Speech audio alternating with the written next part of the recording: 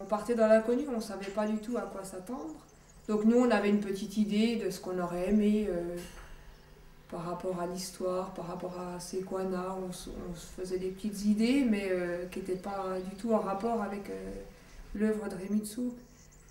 On n'aurait jamais pensé qu'un artiste mondialement connu puisse s'arrêter à Blessé aussi longtemps pour définir une œuvre telle qu'il a faite sur l'ensemble du paysage, puisqu'il s'agit bien de l'ensemble du paysage de Blessé qui a été transformé. Je pense qu'il y a eu un projet audacieux et qui a été déposé. Il n'y a sans doute pas beaucoup de personnes qui auraient eu cette audace, mais si le projet a été retenu, je pense que c'était, même si c'était inespéré, c'est qu'il y avait une chance.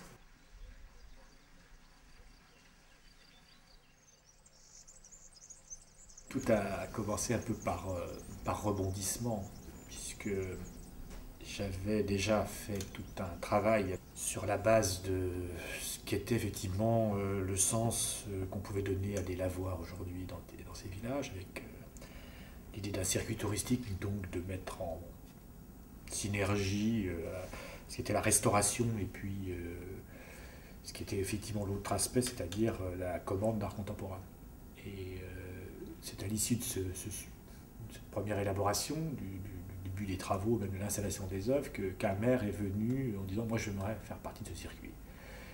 Je lui dis c'est un peu tard, et puis je vois très bien, vous êtes un peu en marge même géographiquement, puisque en fait c'est le maire de Blessé, et Blessé c'est une petite commune, pour ne pas dire une très petite commune, puisqu'il y a moins de 30 habitants, et c'est une des communes qui jouxte le site des sources de la Seine. Et je lui dis, écoutez, je vais venir vous voir, mais il y a peu de chances que ça puisse se faire. Et puis, je suis arrivé sur place et je lui dis, mais en plus, vous avez déjà restauré votre lavoir. Il me dit, oui, j'ai trouvé les moyens. Ça a été un déclic assez important parce que je me suis dit, tiens, c'est quelqu'un qui a déjà pris l'initiative de restaurer son patrimoine. Et en même temps, je me suis dit, mais c'est absolument incroyable parce que ce lavoir, il est à la fois dans le village, mais en dehors du village. Et aujourd'hui, on est dans un fantôme de village, puisque l'impression que j'avais eue en découvrant ce village, c'était qu'il était en ruine, quasiment. Et que la présence humaine, elle était comme une sorte de vague souvenir. Et je dis, mais qu'est-ce que vous voulez faire? Il me dit, ah, je voudrais une sculpture. Et effectivement, il y avait une autre personne qui était là, qui me dit, oui, on voudrait mettre une sculpture devant ce lavoir. Et ce qui était intéressant, c'est que le débat a porté tout de suite sur quelle était la nécessité de cette sculpture par rapport à ce lavoir. Je ne le voyais pas très bien. Et je dis, alors vous avez une idée? Et ils avaient une idée extrêmement précise. En fait, si j'avais dû jouer le jeu de la commande, j'aurais dû demander à quelqu'un de faire une sculpture de sanglier posée sur un socle mis devant le lavoir. On nous a dit il est possible d'adhérer à une intervention artistique sur le site.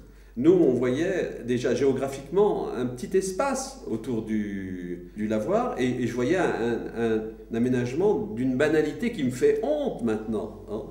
Je crois que si quelqu'un me faisait la même remarque maintenant, je poufferais de rire en disant quel ridicule. Voilà. Parce que je me sentirais autorisé à ça maintenant. Mais parce que je voyais, moi, effectivement, un aménagement du type DDE, quoi, hein, bord d'autoroute, 2 bancs, une poubelle, une famille qui pique-nique, ça aurait été déjà un rêve pour nous.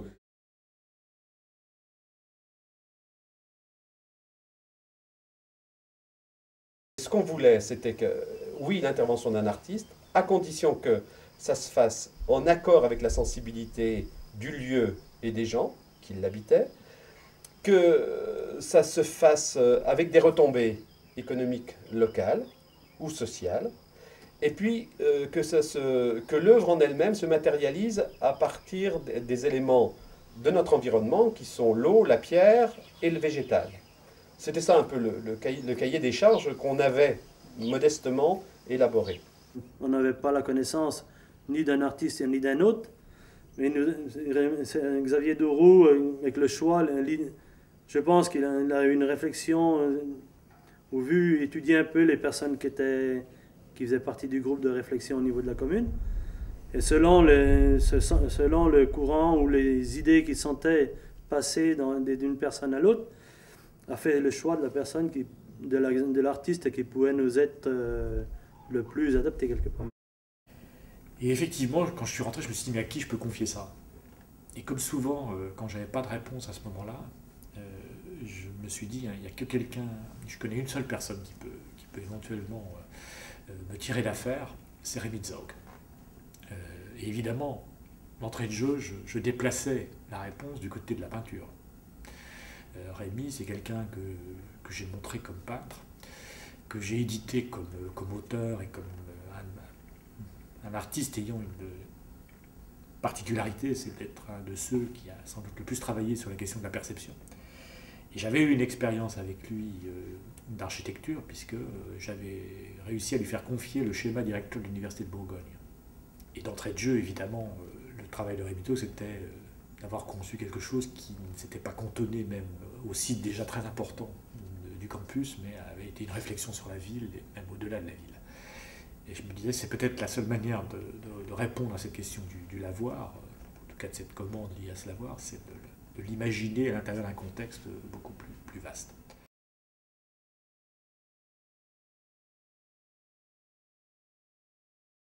À part quelques personnes qui pouvaient être sensibilisées à cet aspect de la culture, mais autrement, Rémy Zog était un grand inconnu pour nous, quoi. Ah, moi je l'aimais bien. Hein.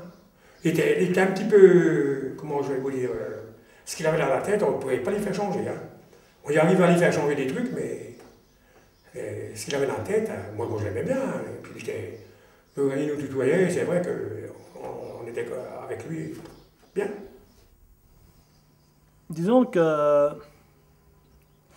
enfin, Rémy Zog était venu à la maison, on avait des idées qui passaient, entre les deux, il y a des idées qui passaient bien. Puis bon, j'étais assez confiant. J'ai des souvenirs cuisants quand même. Hein. Ah oui, vraiment cuisants. Vraiment, j'ai le souvenir d'un soir de novembre où je l'ai appelé. Vous savez, ici en novembre, hein, c'est un peu tranxène hein, quand même. Hein. Je l'ai appelé où il m'a dit tu comprends rien à rien. Je me demande si ça vaut le coup qu'un gars comme moi s'intéresse à toi ou à ton village. Et pour peu, je te laisserai danser autour de ton feu comme des nègres, etc. Là, j'ai doublé la dose de médicaments ce jour-là, parce que je me suis dit, dans quoi on s'est lancé, quoi, vraiment. Voilà. C'était un peu, il nous prenait à contre-pied quand même. On sentait très fortement une tension, bizarrement, alors qu'il y avait peu de gens. Et tout de suite, j'ai eu très peur, je me suis dit, en plus avec Rémy, connaissant Rémy, son caractère, ça va pas être simple cette affaire. Et puis Rémy est revenu vers moi en me disant, écoute, moi j'ai pas de projet, j'ai pas d'idée, j'ai même pas beaucoup d'intérêt, mais j'ai fait un texte.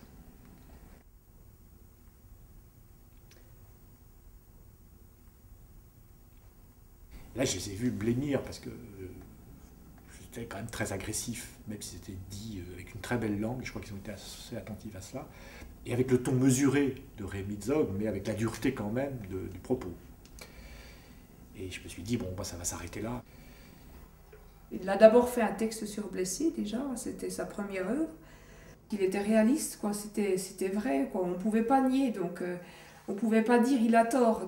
Donc à partir du moment où, même si c'est percutant, si votre maison c'est un ébouli et que vous dites non, elle est super belle, vous ne pouvez pas nier que si elle est éboulée, quoi. Donc à partir de là, bon, il faut être objectif, il avait raison. Donc après, bon, on partait dans l'inconnu par rapport à ce qu'il allait faire du site, mais moi, le texte ne m'a pas choqué, quoi, pas du tout.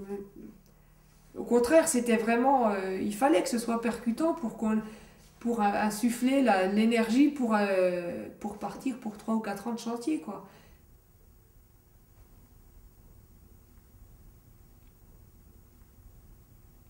J'ai dit, Rémy, qu'est-ce que tu proposes qu'on fasse?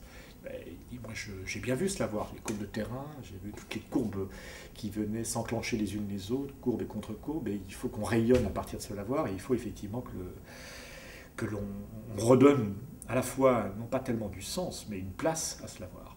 Il dit donc il faut reconstituer les choses. Il y a des murs qui ont disparu, il y a des arbres qui sont tombés, il y a des souches qui sont là, il y a un hangar absolument abominable qui est là qu'il faut supprimer, il y a une fosse à purin en haut qu'il va falloir détruire, etc.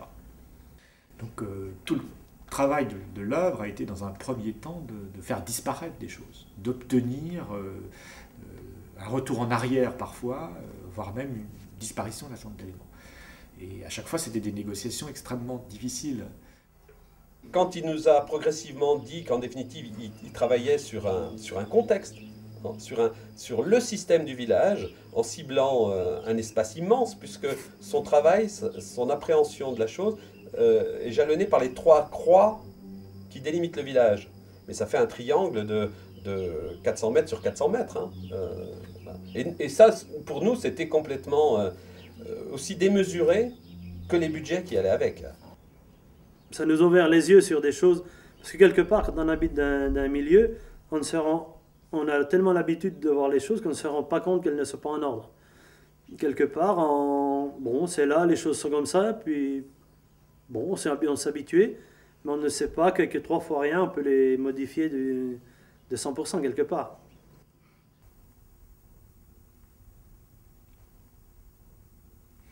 Et puis on ne savait toujours pas où voulait en venir Rémy Zog. Mais d'entrée de jeu, et le jour où on a mis le panneau qui accompagnait les crédits européens du fonds Leader, dans lequel il était marqué création d'une œuvre par Rémy Zog, le terme d'œuvre, par l'artiste Rémy Zog, on avait simplement fait apparaître au grand jour quelque chose qui était rentré progressivement dans les consciences, c'est qu'on ne savait pas où on allait, mais on était en train de faire œuvre.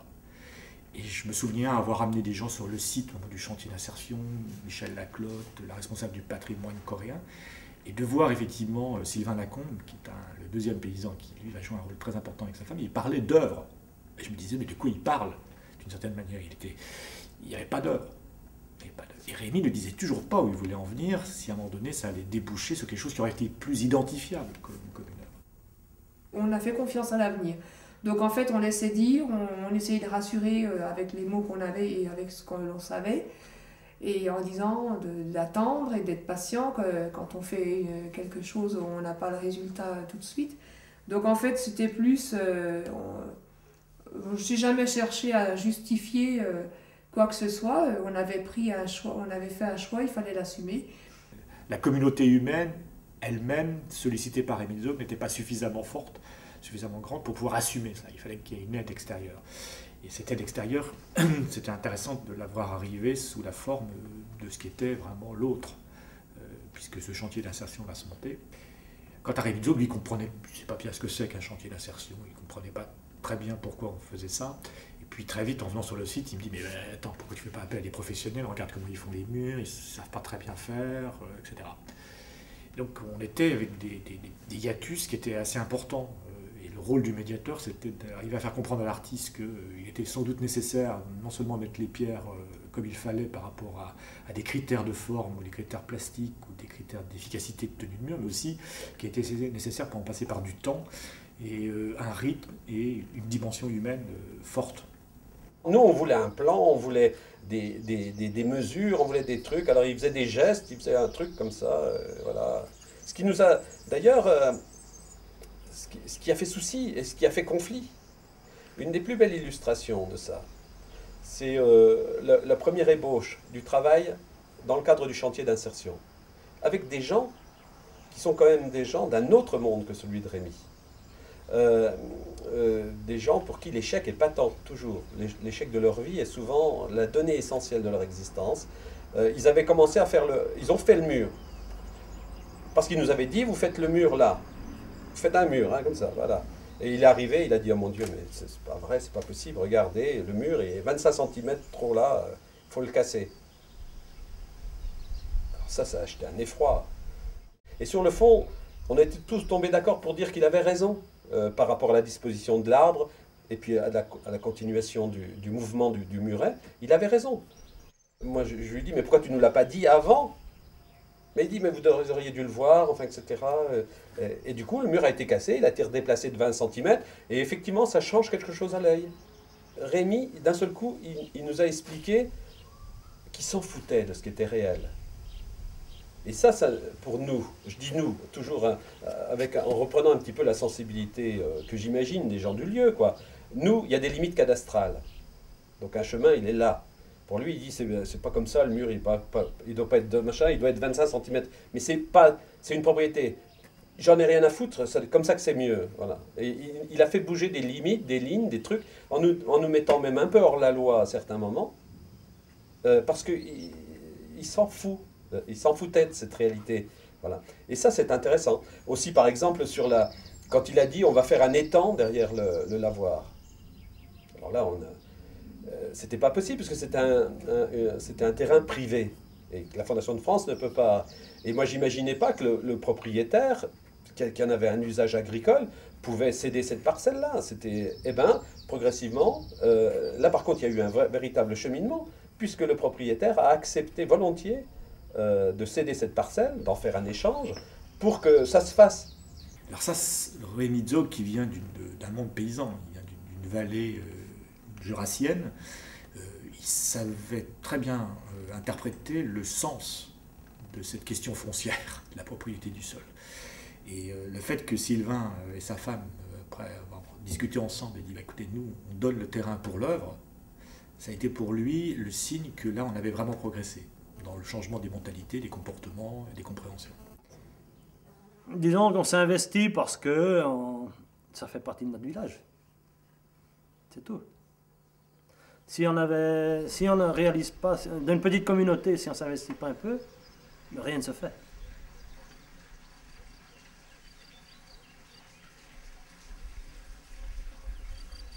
Ça a mis longtemps, hein, la gestation, entre ces contacts et puis le démarrage. Il y a eu plus d'une année qui se sont passées. Mais on a découvert d'ailleurs que Rémy était déjà venu plusieurs fois, anonymement dans le village. Voilà. Et moi je pense que déjà, il avait une idée complète de ce qu'il voulait réaliser. Moi je pense que dans sa tête c'était clair, je le sais même par des témoignages annexes maintenant, il savait où il allait aller. Voilà. Quelquefois, ils attendent, mais ça faisait peut-être partie de son choix. Le fait de faire attendre, ça nous faisait réfléchir. Et puis peut-être que ça permettait d'avancer plus facilement. Parce qu'en ayant des visites trop répétées et peut-être trop soutenues, peut-être qu'il y a des choses qui ne se seraient pas faites par blocage. Parce que chacun défend ses positions, puis quelquefois, on n'avance plus, alors qu'avec le temps, bon, on assimile les changements, on assimile les choses, les idées, dans la douceur. Il avait quelque part un caractère un peu difficile, mais quelque part c'était nécessaire. Alors, l'un et l'autre, c'était peut-être réfléchi.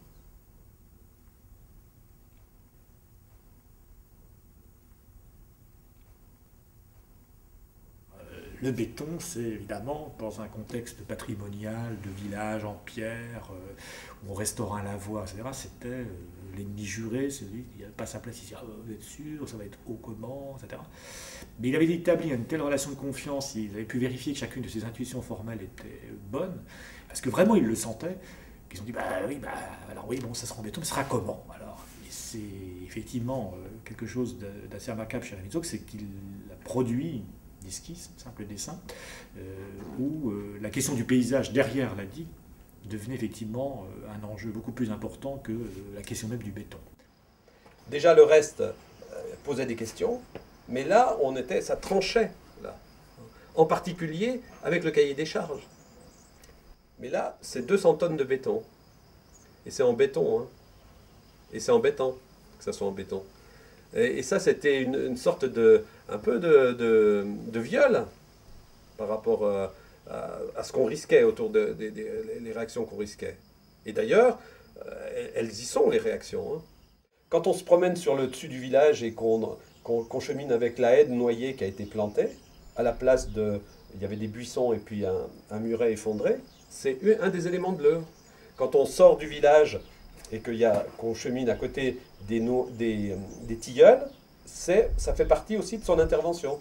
Quand on descend en direction du Vesselin et qu'on côtoie les acacias qu'il a plantés là et qu'il a voulu comme étant des acacias, c'est aussi une des parties de son œuvre. Alors que pour beaucoup de spectateurs actuels, l'œuvre se focalise sur la digue. Et c'était bien l'idée de Rémy Zog aussi, avec le couronnement de digue, de passer d'honorer le passé qui est représenté par le lavoir et son site, et le couronnement est en quelque sorte un passage vers l'avenir qui ouvre, qui fait pas une cassure, le mot ne me plaît pas, mais une transition entre deux époques en fait, entre deux mondes, enfin non pas deux mondes, deux temps. Et le béton symbolise quand même notre siècle, quoi. Donc c'est ce qui aide aussi à l'accepter, parce qu'aujourd'hui on ne construit plus des maisons en pierre. Même si on est très attaché à la pierre, très peu de gens peuvent se permettre de construire un pavillon en pierre de taille. Donc on l'accepte bien pour nos constructions personnelles, pourquoi on ne l'accepterait pas dans l'art, quoi. Monsieur Zog était extrêmement autoritaire sur cette notion de parlement. Pas de bulle, un joli béton. Quand je dis joli, c'est mesurable. Il faut des imperfections extrêmement petites, pas visibles, avec une distance d'observation assez grande. Donc on a choisi d'emblée des bétons autoplaçants. On est vraiment aujourd'hui dans le nouveau matériau, en pleine campagne, à 30 km de Dijon, sans grue, sans rien, avec un béton d'avant-garde.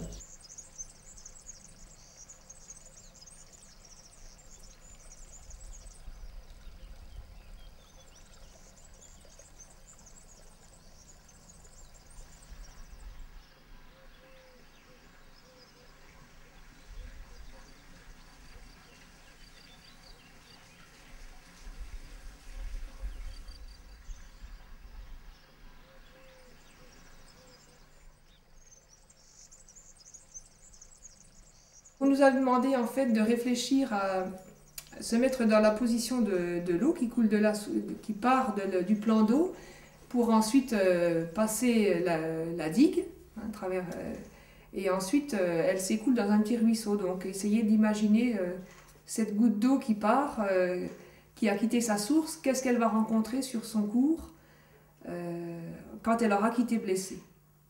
On a fait une liste sur un papier. Ensuite, les gens se sont réunis à la mairie, à la salle communale, et chacun a fait part de ses mots. Donc on peut dire quasiment l'ensemble de la population avait quasiment choisi. Je veux dire, il ne faut pas s'attribuer un mot plus qu'un autre. Je pense qu'on a tous eu... les mots sont des mots communs et connus de tous. Donc je crois que c'est l'œuvre de tout le monde, quoi. Et lui en a sélectionné 6. Et moi j'ai su qu'il les avait choisis très tardivement, dans le courant de l'été 2006, si je ne me trompe, non, ou 2005, et qu'il est mort aussitôt après. Que ça a été vraiment un de ses derniers actes artistiques. Et bon, on avait aussi quand même quelque chose d'affectif malgré tout, hein. On a vécu avec lui des choses, même si... il était un peu brutal dans ses propos. Bon, c'était sa personnalité et on ne prenait pas forcément mot pour mot ce qu'il disait. C'était une façon d'être pour moi. Et donc c'est vrai qu'il y avait quand même un petit côté affectif qu'on appréciait chez lui, quoi. Le fait, s'il n'avait pas aimé Blessé, il n'aurait pas fait ça. Je pense qu'il aurait très vite, il se serait dit ça ne m'inspire pas, je m'en vais ailleurs. Il n'attendait pas après le village de Blessé pour se réaliser. Donc s'il l'a fait, c'est qu'il a trouvé vraiment quelque chose à Blessé, et ça, on ne peut pas le nier.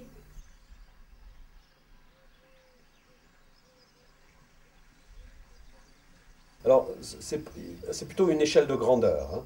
Par rapport aux ressources propres de la commune, on entend hors fiscalité, mais les ressources propres qui sont liées à la chasse, au bois, etc., ça représente plus de 300 ans de notre ressource propre.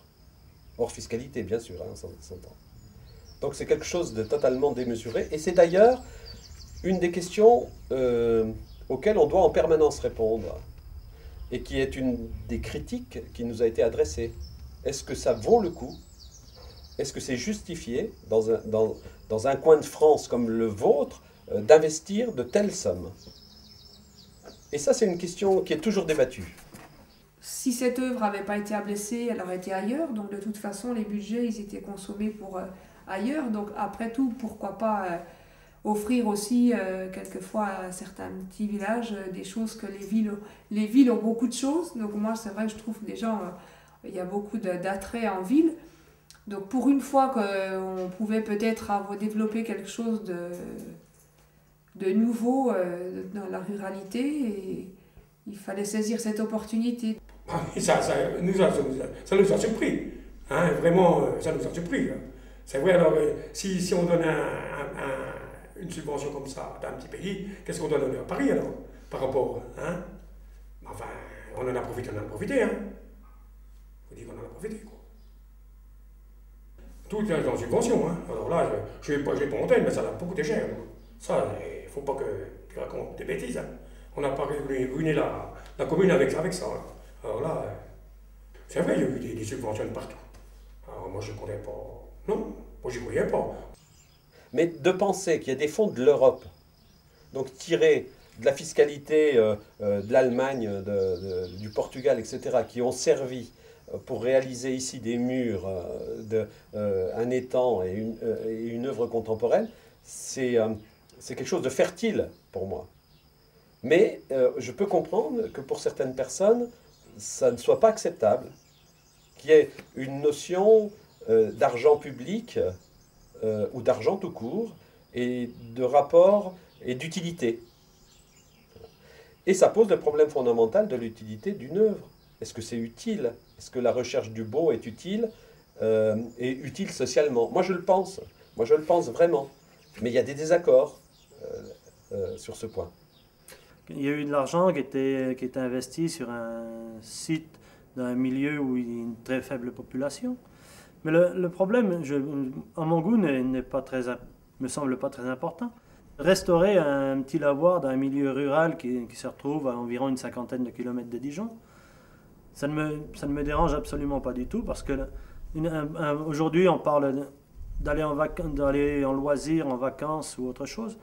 Je pense que 50 km de Dijon, ça permet à la population dijonnaise ou autre de trouver en milieu rural des sites qui sont très respectables, jolis et intéressants à voir.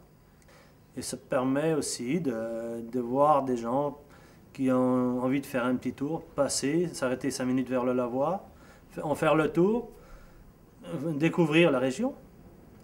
Ça permet à des jeunes ou des gens du village voisin prendre leur vélo de faire le tour. Passer, ça fait un lieu, c'est paisible, c'est agréable, c'est beau, c'est tout.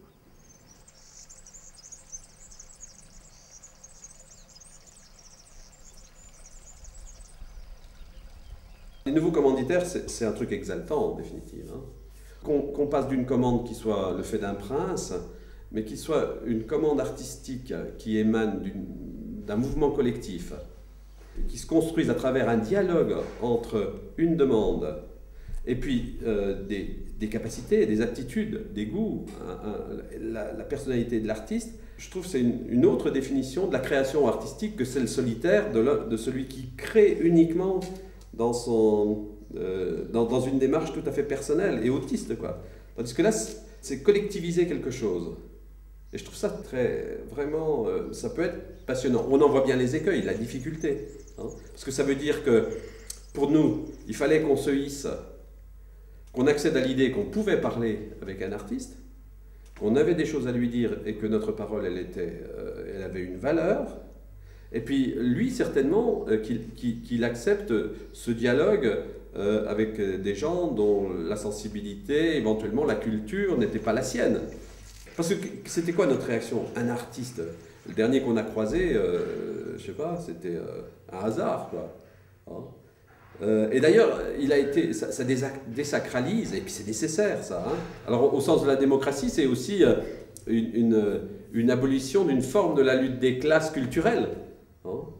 L'art réservé à une partie et pas accessible à d'autres, quoi. Et puis pour lequel on n'a pas la parole, quoi. Hein.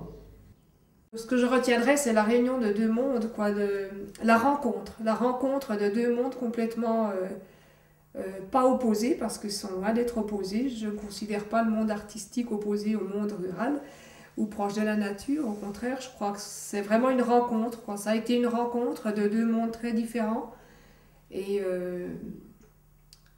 bon, qui sont pas forcément fusionnels d'une manière générale, mais qui pour le coup sont capables de l'être.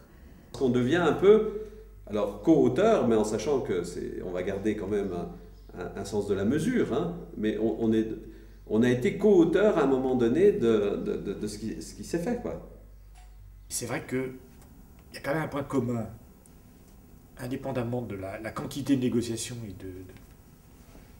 d'effets de croisement, d'enrichissement liés à la commande. Il y a quand même quelque chose de commun, c'est que tout, à mon avis, relève d'une notion d'auteur qui n'est pas circonscrite à la notion d'un auteur unique. Il m'est très difficile, par exemple, moi en tant que médiateur, de ne pas me sentir en partie auteur des œuvres. Et c'est pas une revendication d'artiste, parce que j'ai jamais été comme ça, ça fait 30 ans que je fais des expositions, je me suis jamais senti dans le cadre de l'exposition à la place de l'artiste. Et puis les millions de gestes des gens qui ont empilé ces pierres, c'est aussi une participation à une œuvre collective. Et moi je reste persuadé que si on en a la possibilité, si on s'assoit et qu'on s'imprègne, l'important, c'est pas seulement le geste des gens qui ont fait, mais c'est l'ombre de ce geste, c'est-à-dire la projection qui en est faite, pas seulement le résultat. Et là on touche au symbole, à ce qu'est le symbole, et c'est fertile ça, quoi. On est au-delà du quotidien, c'est ce qui transcende le quotidien, c'est ces moments où on pense, quoi. Dimanche, il y a des gens qui vont venir pour pêcher aussi. Ils ne viennent pas pêcher au bord d'une rivière, ils vont pêcher sur un étang au bout duquel il y a une digue avec des mots dessus. Ça sera un moment particulier. Et nécessairement, ça les accompagnera après, sous une forme, chacun en fait ce qu'il en peut. On a des retours qui ont été des désagréments, on a eu des conflits, on a des conflits, il y a des divorces liés à ce qui a été réalisé, mais il y a des satisfactions qui justifient ça. Pour la commune, je suis allé chercher chez un horticulteur du voisinage des fleurs pour planter. Et il y avait là le père qui a 92 ans. Et le monsieur dit à son fils, c'est qui donc ce gars-là? Et le gars lui dit, c'est le maire de Blessé. Oh, monsieur, qui me dit, venez, ah ben venez vraiment, alors là vraiment, tiens, ah ben là il faut que je vous dise, hein. Ah ben merci pour ce que vous avez fait. J'ai dit, qu'est-ce qu'on a fait? Ben votre village. Cet homme, je ne connais pas sa trajectoire, je ne sais pas quelle était sa sensibilité. Il n'a pas crié, il n'a pas hurlé en disant qui c'est qui a mis un poteau EDF en travers de l'étang, en parlant de la digue. Il a reçu l'ensemble de l'œuvre, ce système qui a été modifié, il l'a reçu avec certainement ses qualités, quoi. Et ça réfère bien à ça quand même, hein, la perception. La perception, ce qu'imprime, ce qui a été fait, ça réfère à la qualité des gens, à leur capacité d'ouverture, eux-mêmes, hein, au fait de pouvoir s'ouvrir, quoi. Disons qu'on connaît peu de choses. On arrive dans un village tout petit, puis on se retrouve avec une petite idée de rien du tout. On se retrouve investi au loin, quoi.